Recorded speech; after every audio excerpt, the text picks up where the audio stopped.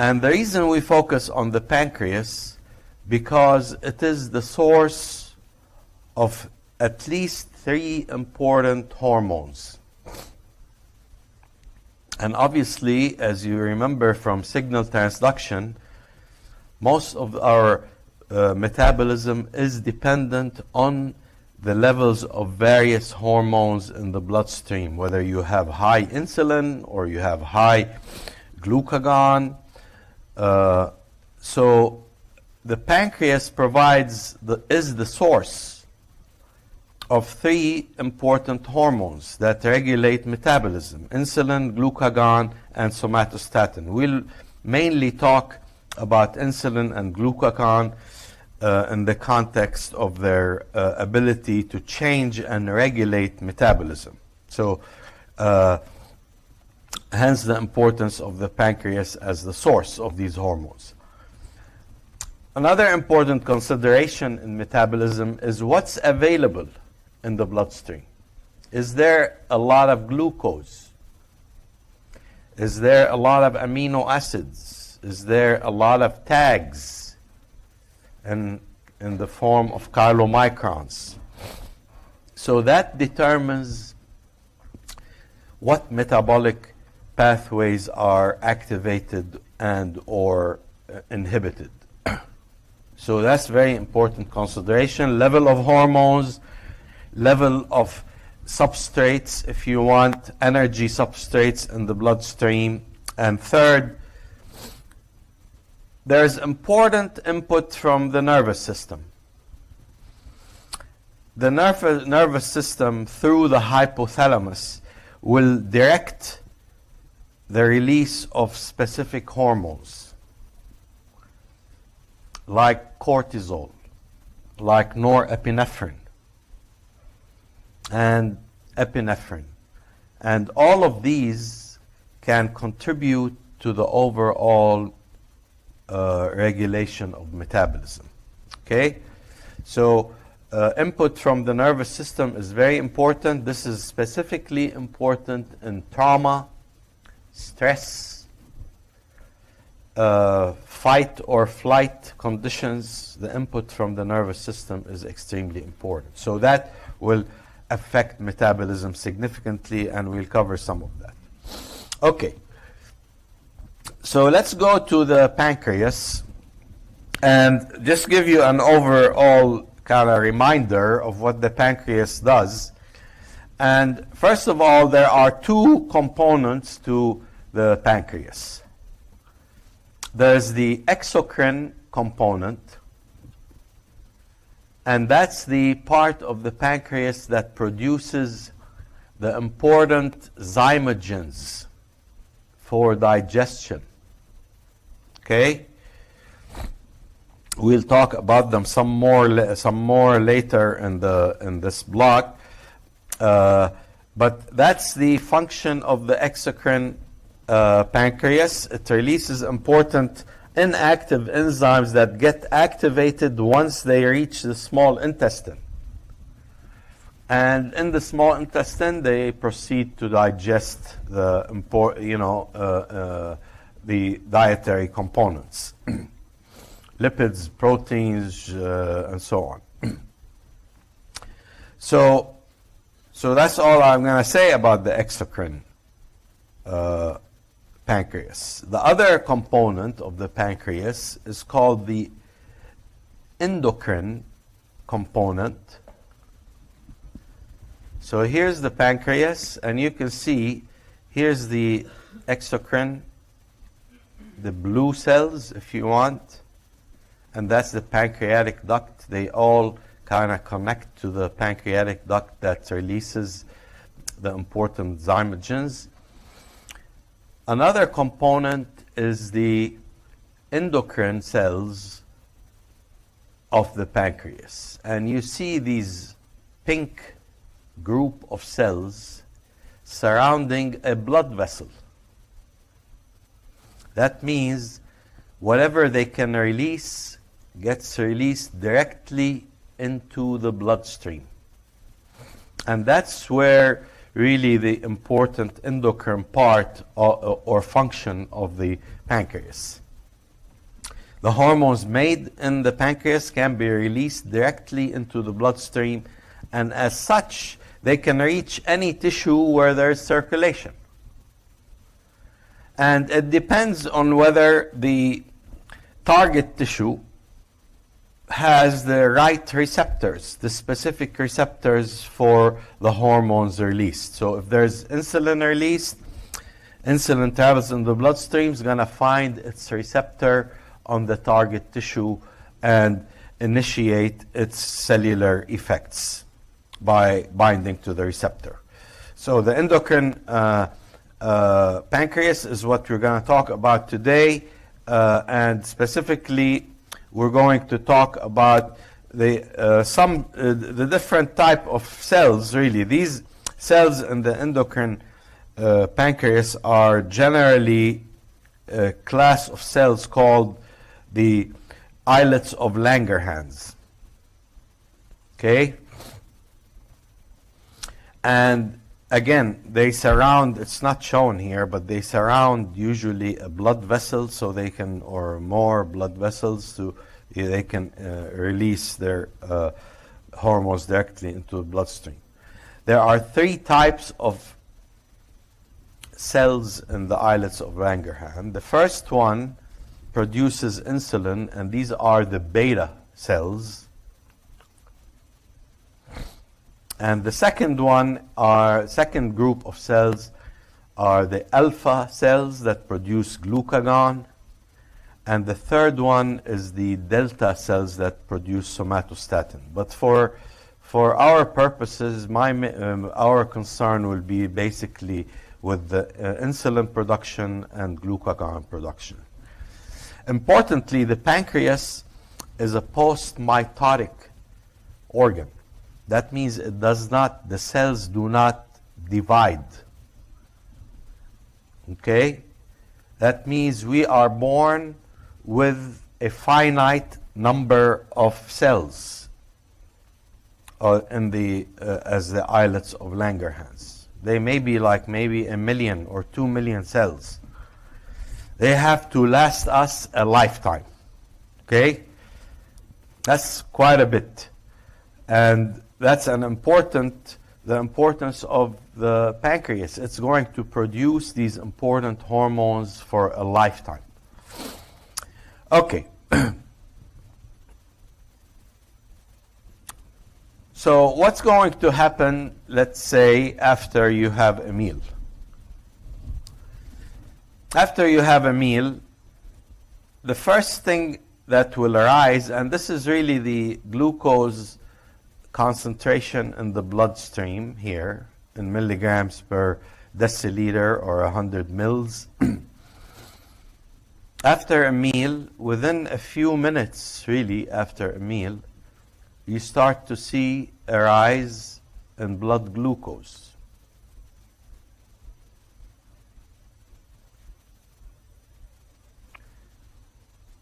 Parallel to that rise in blood glucose, you see an increase in insulin secretion. See how the profiles are almost identical. Insulin follows the rise of blood glucose. That insulin is secreted by none other than the pancreas, the beta cells of the pancreas.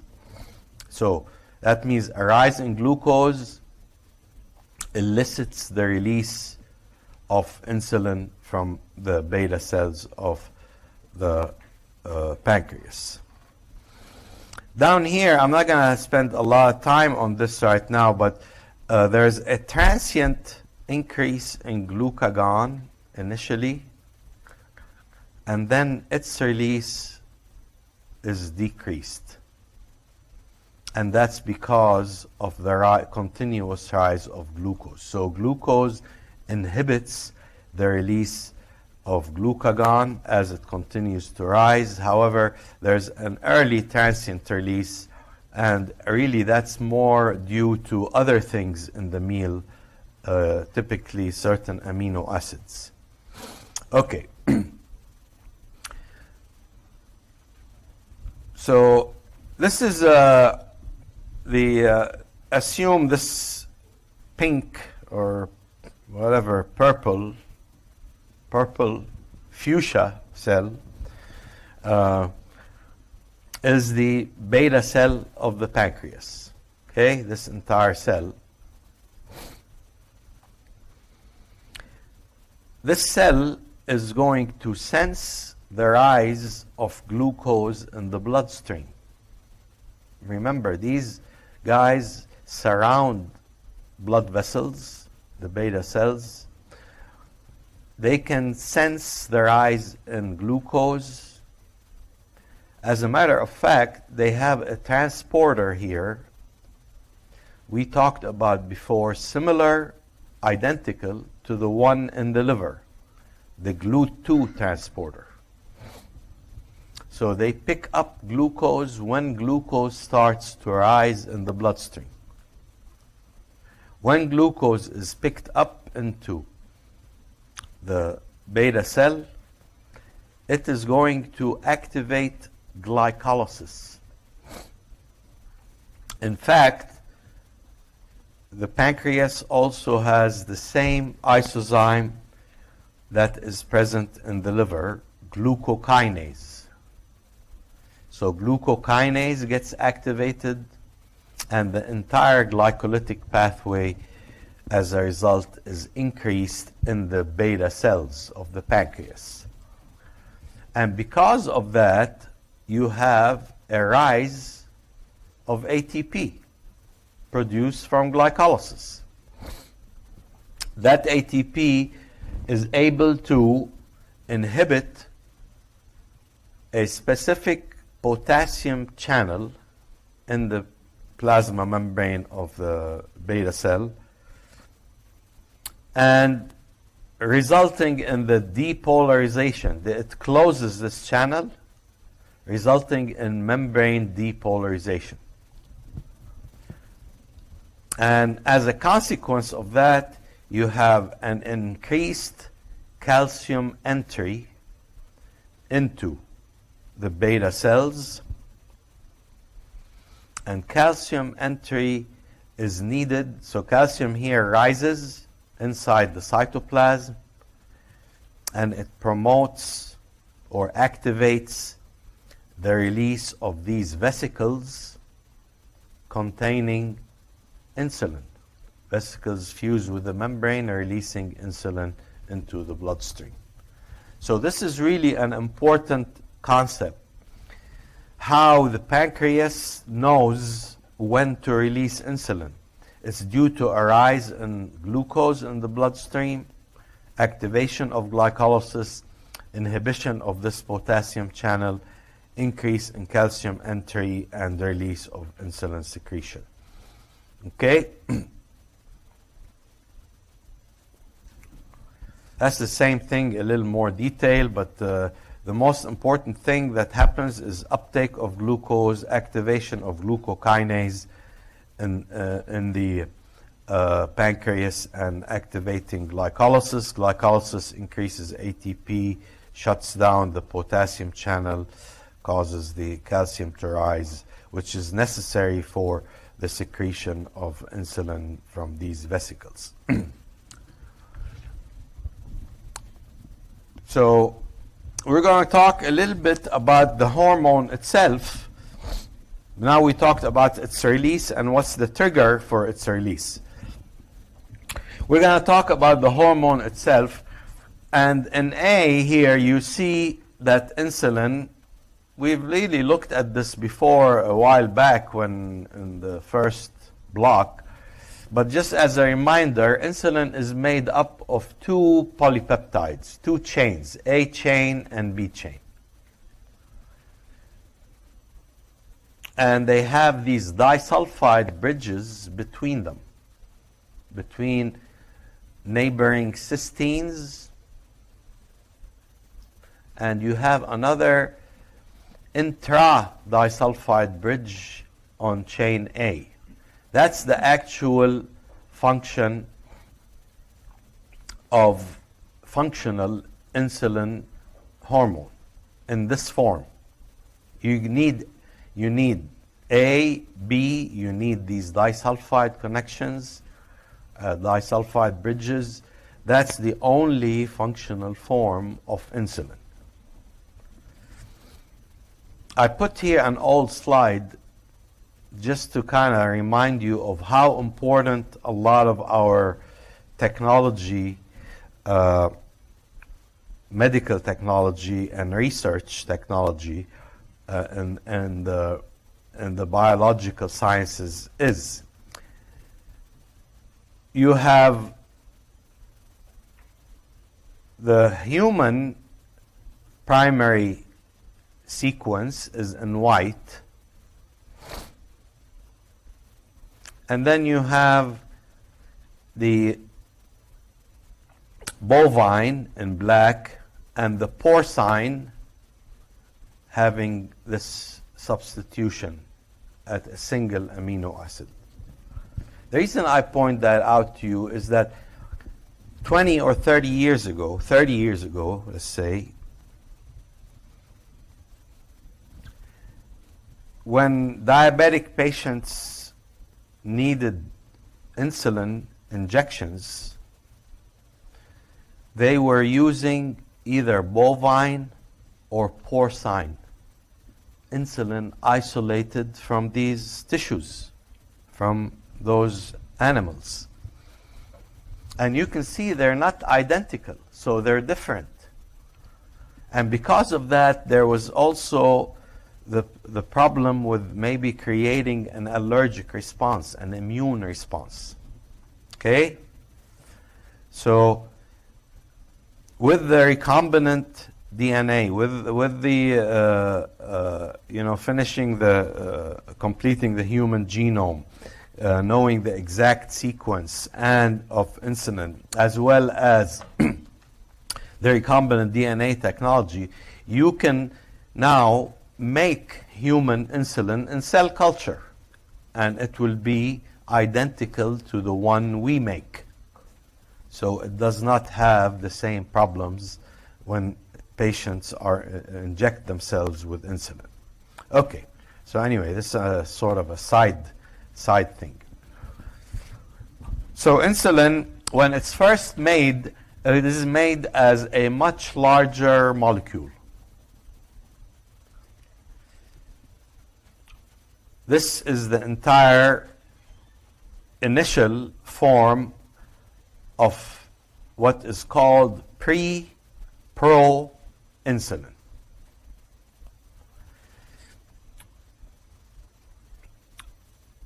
So obviously, like any other polypeptide, it is made in the ER, and before its synthesis, the translation of the messenger RNA begins, you create this sequence here called the leader or signal sequence. At the beginning of that messenger RNA, before it's being translated, this segment of amino acids or polypeptide is added, called the leader sequence or the signal sequence. And it serves an important function in that once the nascent proinsulin is made, it will direct the entire molecule to go into the lumen of the ER. Okay, so that's necessary for sorting, if you want, pre-proinsulin to go into the lumen of the ER, where it will be processed through the eventually in the Golgi apparatus. Okay, so that's the importance of that signal sequence. But here you have the B chain, you have a C chain, and you have the A chain. So the entire molecule is called pre-proinsulin, and that's important for secreting the newly made molecule, newly made polypeptide into the ER. Once it's secreted into the ER, this signal sequence here in green is removed, and you form proinsulin. Okay? Proinsulin is missing the signal sequence.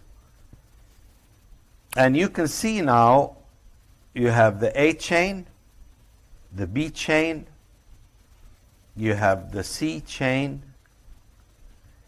but really the functional ones are A and B. This processing is going to occur in the Golgi apparatus, Golgi vesicles. You already see the disulfide bridges here being made. Eventually, you're going to remove also in the Golgi this C segment, so you end up with insulin. And that's the insulin, functional insulin. It's not showing the disulfide bridges here, but they still are there. So this is basically the steps here in the ER. You add the signal sequence, you make the entire proinsulin, pre-proinsulin. Then once that is made, you release the signal sequence. You have proinsulin going through the Golgi apparatus. You have further processing of proinsulin to give you the functional form. These are inside a vesicle of the Golgi, a Golgi apparatus vesicle. And this is kind of the big picture here. So here's the messenger RNA, and here are the ribosomes, and here's the ER. And the ER is a set of membranes. And the function of this corkscrew structure, which is the signal sequence or the leader sequence, is to direct the newly synthesized pre-proinsulin into the lumen, so it can be further processed. Once the synthesis is completed, the corkscrew here structure is removed, and you have the proinsulin.